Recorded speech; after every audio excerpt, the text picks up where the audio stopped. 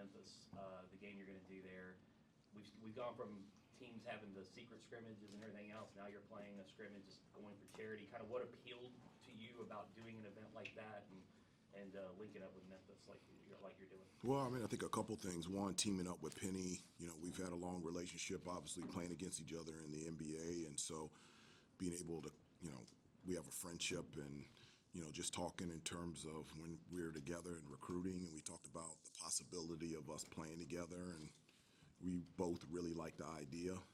Obviously, competing against a great team and program of Memphis early in the season to prepare us and get us ready for the upcoming season. It's something that is really beneficial to us, and so we're really excited about the opportunity to do that, but also to serve St. Jude's Hospital. Obviously, it centers around pediatric cancers and diseases. But that's dear to me with the experience of my mom passing away of cancer. And so to be able to play against each other and compete, but be able to serve together was something that was a no-brainer for both of us. And I'm really excited about the opportunity. We haven't had a chance to talk to you for quite a while. Go back to spring. You can call me. Steve, I'll have to go. Yeah, you're debatable. I can take If you text me, I'll text you back. If you call, I won't pick it up. Just call me that. Yeah, You got okay. one time. I did. In the spring, when you were looking to replenish the roster and looking for big guys, what are some of the challenges that you went through with the varying big guys that were out there? They're taking a lot of visits, and some have their hand out for a little bit more than others, and building enough of a relationship to get a feel for a guy during that process. What were the biggest challenges? I wouldn't consider them challenges. Obviously in recruiting, whether it's high school or the transfer portal, you're looking to, to check two boxes, a want and a need. And once you find people that check those boxes in terms of want and need, then, it's a developing relationship and finding out if it's the right fit, not only for our team, but for our program. And so attacking the transfer portal is nothing different than recruiting high school kids. It's checking those two boxes, understanding what we want and what we need, and does it fit in what we're trying to do as a team in terms of the specific team upcoming year and also our program. And you got Ben Allen Lubin back in the spring. What are some of the things that jumped out at you about his game that you thought would fit? His versatility, his ability to rebound, defend. He can guard the post. He can guard guards out on the perimeter. His versatility on the offensive end, getting to the offensive glass, running in transition. His ability to shoot the ball from the outside, but also handle and make plays from the perimeter. Being able to score in the post, despite, he's not as tall as Armando, but just his ability to be able to finish around the basket, that type of versatility was something that all of us were looking for, and we feel like we got in Vin. Obviously, Armando has been a staple in the front court for a long time. For a decade. Yeah. The front court has been sort of remade with Ben Allen and Ty Clark and some of the other guys who you've brought in. Just sort of generally, how do you feel about the state of the front court? Maybe that there's some different things you can do this year with some of the new personnel you have. Yeah, the foundation of the way that we want to play, that will never change. Obviously, and I've talked at great length that the most important thing for us in determining the outcome of a game is rebounding. So it doesn't matter who we have. We're going to box out and rebound, and if you don't go to the offensive glass, you're not going to play for me. Just the benefit of us being a good defensive team. Last year we were a really good defensive team, and so in order for us to get stops, that allows us to get out in transition and run like we did last year, and that was really good for us, from an offensive standpoint and just our pace. And so I've always said I want to dominate points in the paint through post penetration and offensive rebounding, and it doesn't matter if we have five guys that look like me, that's what we're going to do. And so, but there's also, at times, according to personnel, you've got to tweak, you got to pivot, you got to alter and change. Armando was one of one. And so, people would ask, how do you replace Armando? You can't replace a one of one. And so this group is going to have to rebound. We're going to have to dominate points in the paint, maybe a little bit differently than the way that maybe Armando did. But we have the personnel to be able to do that, whether it's in the front court or the back court.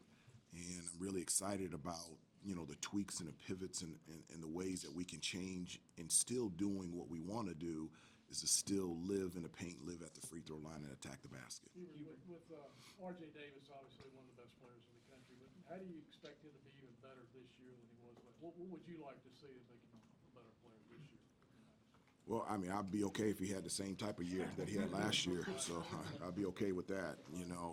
Last year's, it was historic. It wasn't a good or great year. It was a historic year.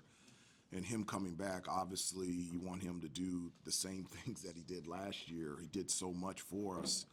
But his, leadership role has just been off the chart. It's been really nice to see the progression of him in terms of maturity and feeling comfortable to be that type of leader within his own personality. And, I've always said that I was so fortunate as a freshman to have a Jeff Lebo and a Steve Bucknell that could teach me how to prepare, how to practice, how to play the right way to put me in a position to be successful.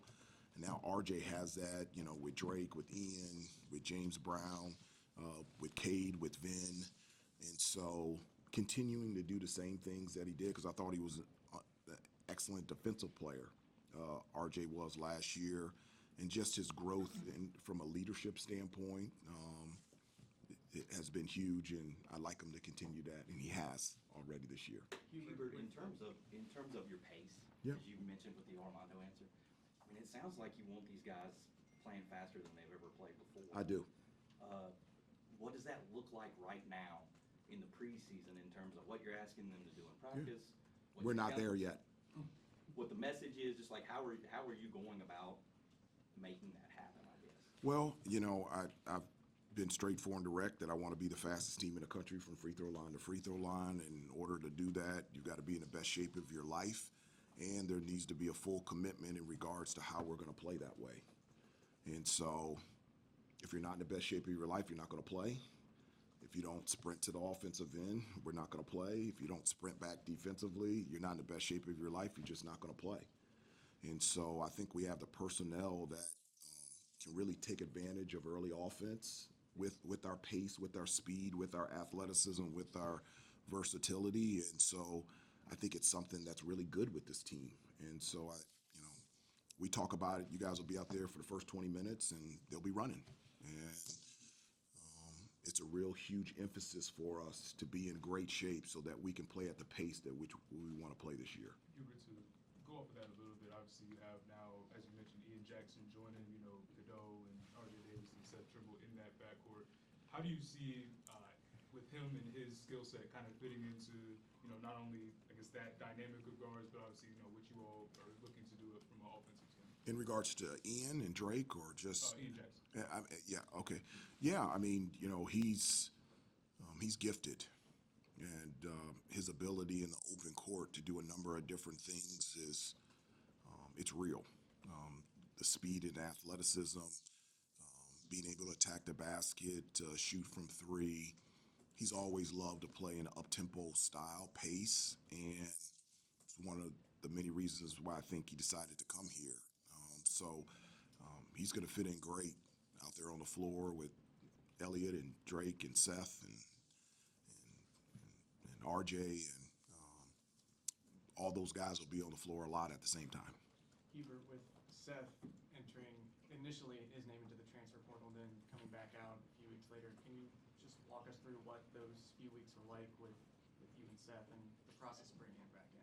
Yeah, I mean, at the end of the year, it's obviously different than when I was in school. Every kid, at the end of the year, evaluates, and there's decisions in terms of going to the NBA or the transfer portal. And I will say this: I'm so thankful and honored and excited that Seth decided to come back. He's an unbelievable kid, a joy to be around, a joy to coach, and progression that he has made every year is exactly what you want to see as a coach and exactly what you want to see in as a player. And so, just so thankful that Seth decided to come back, and there was no process. I never wanted him to go into the transfer portal. I wanted him to be here always. Coach Davis, how would you assess Elliot Cadeau and his progression? He's in year 2 now. What Yeah. have you seen from him these past couple months? Yeah, no, I mean it's his progression has been huge, but I would say specifically in 2 areas. You know, one, I mean, it's just his,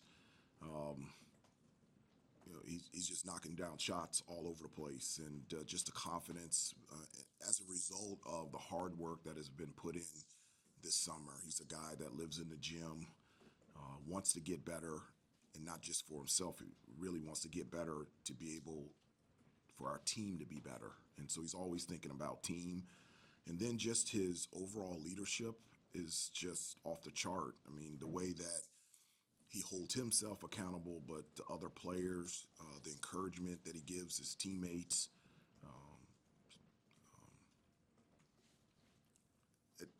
You know, one of the things that we forget, you know, like it's what I love is the progression of going from your freshman to sophomore to junior. And, you know, you don't, because of going to the NBA and because of the transfer portal, sometimes you don't get to see or experience that. And that's really one of the cool things, to see the difference of Elliott as a sophomore compared to a freshman. It's really neat. Can you talk a bit about his progression of the game, kind of outside of like internationally and students, stuff like that? You know, he has his team Cadeau and everything, growing the game. Yeah, how good are they? I'm not sure. The AAU team, right? Listen, Yeah. like he's being a leader off the court as well Yeah. as growing the game of basketball. Can you talk a little bit about that? Yeah, it is. You know, I mean, that's an example of just giving back, getting out in the community. He's also did 2 camps at Hargrave Community Center, which is a community center that serves the Chapel Hill community that specifically serves African American, Hispanic communities. And he's done 2 camps there.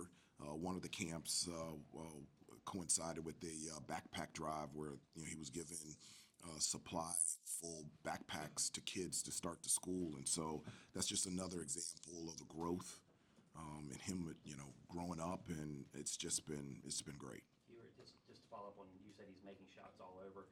Is it reps and confidence from the summer that has maybe helped the shot? Is it anything mechanical you guys have done in terms of, especially with shooting with range for Elliott? Yeah, I think it's a combination of both, you know, and just, you know, tightening the screws, you know, in terms of the discipline and details of, you know, shooting and just the fundamentals. But it really is getting in the gym and, you know, just living in the gym and just like the repetition and just the hours of being able to be put in there just to put yourself in a position to be a consistent shooter. And he has done that. He has been committed to that. But, you know, it's not just shooting from 3. It's, you know, as I told you before, the leadership on the court, off the court. It's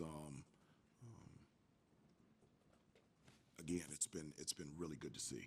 Hubert, what have you seen from Jalen Washington this offseason? Yeah. What do those conversations look like with him as he goes into that upperclassman role? Yeah, I mean those conversations have, you know, and his growth has it's been fun to watch as well.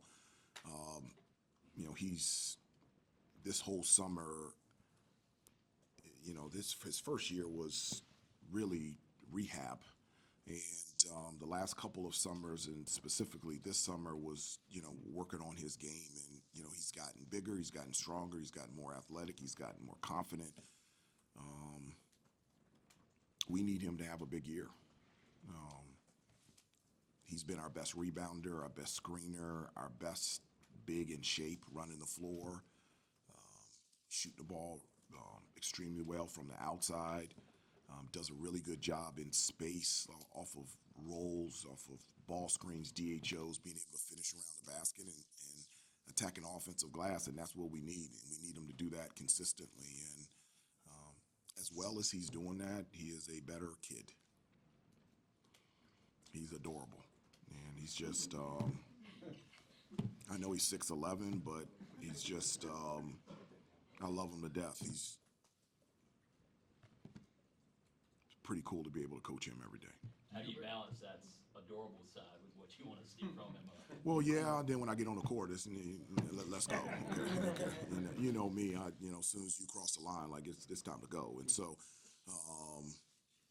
I don't want him to be adorable out there on the floor. I want him to be, getting every rebound, running the floor, dunking on everybody. But he's put himself in a position to have a chance to be a major contributor this year, and it's because of his hard work and dedication, and he's well deserving of it. Do you think he feels any pressure to step into a more prominent role with Baycott gone? No, I think all these guys are excited about the opportunity of getting more minutes and playing a bigger role. This is why you come to Carolinas, because you want to be on the biggest stage and at the highest level and have an opportunity to be able to contribute. And so I don't think any of our guys get nervous or shy away from that. I think they do the exact opposite. I think they step towards it. Hubert, it worked out for you last year when you put a 6'7" guy at the 4 in Harrison Ingram, the small ball 4. Will you do that with Cade Tyson? Does he have that sort of appetite that Harrison Ingram had? Like, do you see him more of as a 4 or a 3? Like, what do you think there? Well, again, that's a possibility. The thing that one of the many things that I do like about this team is, the versatility of what this team in terms of lineups can look like. Again, I don't compare players. I don't let's get another Armando or let's get another Harrison. Harrison was Harrison. Armando was Armando. I know what you're saying. But yes, it could be. Cade at Belmont played a number of different positions, and I've said this before, that's what I recruit and that's what I coach. It is positionless. I want guys to be able to make impact plays in many different areas on both ends of the floor. So Cade at the 4, that's a possibility that could be out there on the floor. Drake at the 4, that's a possibility that could be out there on the floor. That's something that I really like about this team, is that we could go big, we could go small, and I feel really good about that as long as we can rebound. That's the key. I'm sorry. Can I go? In the history of Carolina basketball, or the history that a lot of us used to covering, it's unusual to have a position and to recruit 3 or 4 guys for that and not get any of them. Can you talk about how NIL factored into that? How do you know we didn't get any of them? Well, from everybody here, right? No, I know that, but I don't remember, and I love all of you guys, but I don't remember any of you guys in coaches' meetings. And I'm not trying to be a smartass. No, I'm not either. Yeah, the guys that have been listed on the top 5 coming in to visit and so forth, you didn't get any of those 4, and they went to Kansas State and Kentucky and Arkansas and so forth. Can you talk about how NIL played into that? Well, I can tell that we had 3 guys come in on official visits in the summer, and we got 2 of them. You're dodging my question. No, I'm not. I'm talking about the 6'10" guys, the 6'9" guys, 6'10" guys who have. I don't know who you're talking about. I don't read Twitter. Okay, so in a general sense, how did NIL play into your recruiting this year, since it's new? NIL isn't new. And since I've become head coach, it's been the explosion of NIL. It's been the involvement of the transfer portal. It's the extra COVID year on the backside of a pandemic. NIL is a part of college basketball. I've always said that I like NIL. I feel like all of our guys, as opposed to when I was in school, their name, image, and likeness has been used everywhere, and they deserve to be compensated for it. Okay, if I were to guess, let me just guess, okay, that 3 or 4 of the big guys that you recruited, they went somewhere else because they got more NIL money. Would that be an improper guess? I'm not a hypothetical guy, and that's why I said that 3 guys came on official visits and 2 of them committed. It's because I'm talking about facts. I don't answer and I don't talk in hypothetical situations. Well, you know, Let's move on. Hubert, Andrew, just go one- ahead. Jalen Withers was pretty open last year about how it took him a while to be comfortable here in Yeah. a variety of ways. And he said later in the year he was getting comfortable, and it showed on the court. Yeah. What have you seen, how have you seen that carry over in the offseason up to now? Yeah, I mean, just the consistency of stacking days, understanding the importance of discipline and details of, and what I mean by that is just, I always talk about making routine plays routinely and understanding that the little things are what makes big things happen, like talking on defense, boxing out, attacking the offensive glass, and making the easy play on the offensive end, knocking down free throws, different stuff like that. And so, from the first year to this year with Jay Witt, I've seen growth in terms of stacking consistently more of those days, and it's been really fun to see. He's playing at a really high level right now. Hubert, have you ever had the chance to coach your kids in anything before? No. Well, I coach them in life. I'm their dad. What's the dynamic though been like when you've had fathers and sons on the same team? There hasn't been any dynamic. I mean, Coach Lebo obviously had Creighton Lebo, and now I have my son Elijah, and he's my son that happens to be on the team this year. Hubert, we haven't talked about Drake Powell yet specifically. You had a lot of chances to, drive out and see him play. He's pretty close. Yeah. What's impressed you the most that you've seen from him this summer? Just a number of things. Just his, for a guy to be as talented as he is equally and probably even more humble. Just enjoys and loves being a part of a team. His athleticism and length, from a defensive standpoint, is just off the chart. And as I was talking about making impact plays on a number of different areas, he's somebody that checks boxes all over the place. And so when you bring that type of level of player here, but brings in a team-first, humble attitude, that's something that you always want, and I'm so glad that Drake is here. Hubert, with the group of transfers you brought in last season, Harrison, Cormac, Pax, those guys, you talked about how they were coming from teams that maybe they didn't have the type of seasons that those teams have wanted. Do you feel the same way about this group of transfers that you brought in this year with Cade, Van Allen, and Ty Claude? That they would have the same. That they would have the same sense of urgency that you talked about coming from teams that maybe hadn't had the type Yeah. of seasons that they wanted. Well, I want everybody to have a sense of urgency. I think that's the only way that you can play. And that sense of urgency is not just in games, it's in practice, it's in individual workouts, it's in the weight room, a sense of urgency of being the best that you can be and try to tap out everything that you can from a day-to-day basis. And so I talk at great length to the team about having a hunger and thirst to be the best that you can be individually and as a team, and that's something that's just an expectation, not just for the transfers, but for everybody. We've got time for about 3 more. Specifically with Cade, he was the first guy that you guys signed out of the portal this summer. What was it that was attractive to you about him when you were looking for just options to replenish the unit, and just sort of take us through, what it was that actually convinced him that this was the best place for him? Yeah, I always say like basketball player, and it's just like really basic, but it is. Obviously he has an ability to really shoot the ball. I mean, 46% from 3 is real. So I like that. His size, his ability in offensive end to move without the basketball, cuts. He can handle it, attack the offensive glass, and he's learning that more and more every practice. And with his size, the versatility that he can give from a defensive standpoint in terms of rebounding, and it's 6'7", 6'8". That's great length to have on the wing or in regards to maybe a small ball. And so his ability to make impact plays on both ends of the floor, with his ability to shoot. He's a basketball player, and it was something that I really wanted here. Hubert, sometimes. Sorry, just if I could follow up, was his brother involved in the process? I mean, obviously you No, he wasn't. very familiar with him. No. I take Hunter too. He was pretty good, but no, his brother was not involved in the process at all. But I'm a huge fan of his brother. The growth that he made throughout his college career.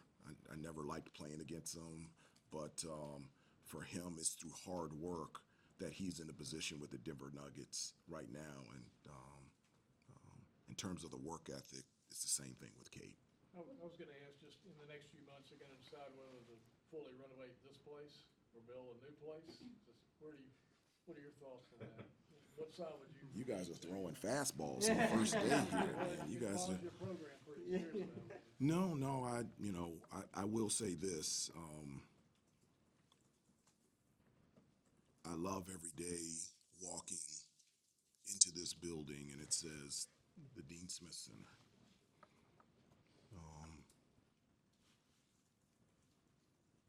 I love that. And that's all I'll say. Looking at RJ, what are some ways that you kind of see him acting as that leadership in practice and outside of practice? Well, obviously on the court, one of the things that I always tell the guys is I want them to be leaders, but I want them to be leaders within their own personality. And, RJ's not the rah-rah, loud type of personality guy. He's gotten better with that and more of that every year. So he continues to do that. But in terms of the leadership by example, it's off the chart.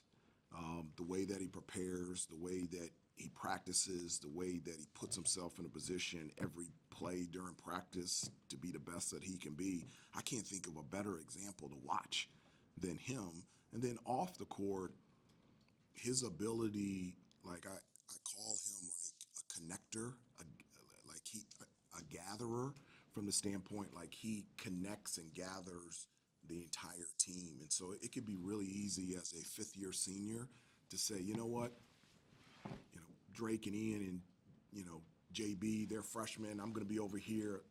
No, he's with them. He's taking them out to breakfast. He's taking them out to lunch. Then Seth and all of them are together, and it's really because of him. And so I just, his impact off the court in building team is really important to him. And it's even more important to him that this is his last year. Last one, Adam. Hubert, obviously I know the blue-white game out in Cherokee is moving back here Yeah. for understandable reasons, but I wanted to just ask you the idea of that coming to fruition and what made that a thing you guys wanted to do. It seems like this is the next step in this whole NIL space. Like, Yeah. what was it that you liked about it? I'm assuming you'll do more of it. Yeah. Like, just can you sort of paint that picture for us? Yeah, I think the idea of, a long time ago when I was in school, after the season, we would do barnstorming. And so we would go play games all around the state. And the reason why we would do it is not everybody had an opportunity to come to the Smith Center. And so why not do that in the preseason? It gives us an opportunity to travel around the state and for North Carolina fans to be able to see us that can't make all the way down here in the Smith Center, and gives us an opportunity to compete and play in front of people. And I think that's always good for us. And so, yes, it's something that we tried to do, and we'll do it here next Saturday, but it's something that we'll do in the future moving forward. Thanks, everybody. Okay.